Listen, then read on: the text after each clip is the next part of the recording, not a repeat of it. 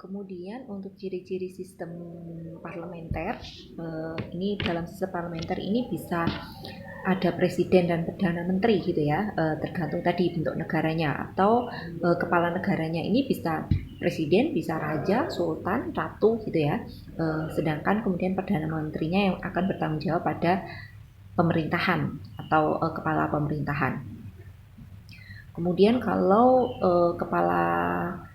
kepala negaranya ini bentuknya presiden, ini juga bisa dapat dalam negara republik ya, ini juga bisa melalui pemilu.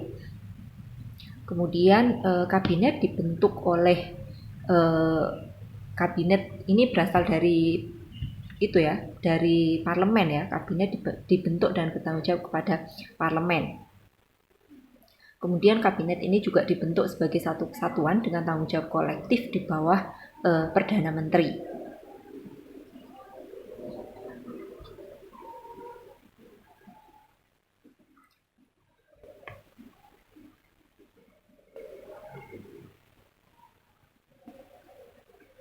Sehingga dalam ciri-ciri sistem parlementer ini ada pemisahan yang tegas ya antara kepala negara dan kepala pemerintahan. Kalau tadi dalam sistem presidensil itu kan satu kesatuan ya, jadi satu meskipun itu tidak lebur antara kepala negara dan kepala pemerintahan.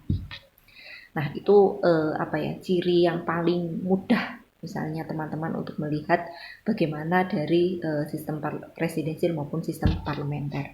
Masing-masing penerapan dari sistem ini pasti punya kelebihan dan kekurangannya gitu ya. Itu sudah hal yang biasa gitu ya.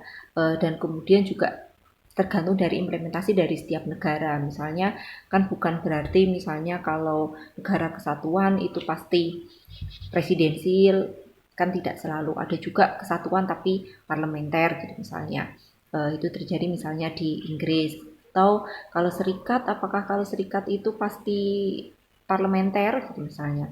Belum tentu, serikat itu juga bisa serikat parlementer, ada juga serikat presidensil. Misalnya negara federal dengan republik gitu ya, misalnya ada di Amerika Serikat, atau federal tapi sistem pemerintahannya parlementer gitu misalnya. Sebagai contoh misalnya di India. Nah, ini hanya saya sebagai pengantar saja ya, tapi dalam pertemuan ini sebenarnya akan membahas lebih detail gitu ya, lebih pada tataran bagaimana implementasi dari sistem bentuk negara dan sistem pemerintahan ini di setiap negara. Jadi nanti teman-teman kita akan melihat lebih detail praktik nyatanya gitu ya di setiap negara itu dalam menjalankan sistem pemerintahan ini itu seperti apa sih. Nanti kita bisa membandingkan baik itu serikat parlementer, serikat presidensil gitu ya, atau kesatuan presidensil gitu ya, atau kesatuan parlementer. Itu nanti banyak kasusnya, banyak studi kasusnya gitu ya. Mulai kita melihat sendiri di Indonesia gitu misalnya, kesatuan presidensil multipartai gitu. Nah, nanti kesusahannya di mana gitu.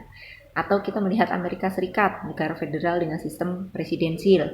Atau kita mau melihat Arab Saudi gitu ya, kesatuan tapi non parlementer gitu misalnya.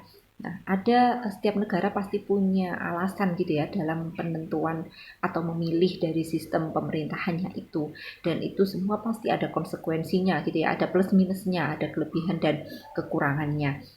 Nah, nanti kita akan lebih diskusi lebih detail terkait implementasi dari sistem pemerintahan ini dari beberapa negara. Jadi nanti teman-teman bisa nyari dulu prakteknya itu seperti apa. Baru nanti kemudian akan kita diskusikan lebih detail. Nah, mungkin itu saja pengantar untuk pertemuan hari ini terkait bentuk negara dan sistem pemerintahan. Kita lanjutkan dengan diskusi dari praktek atau implementasi dari sistem pemerintahan di beberapa negara. Terima kasih. Saya akhiri, kurang lebihnya mohon maaf. Assalamualaikum warahmatullahi wabarakatuh.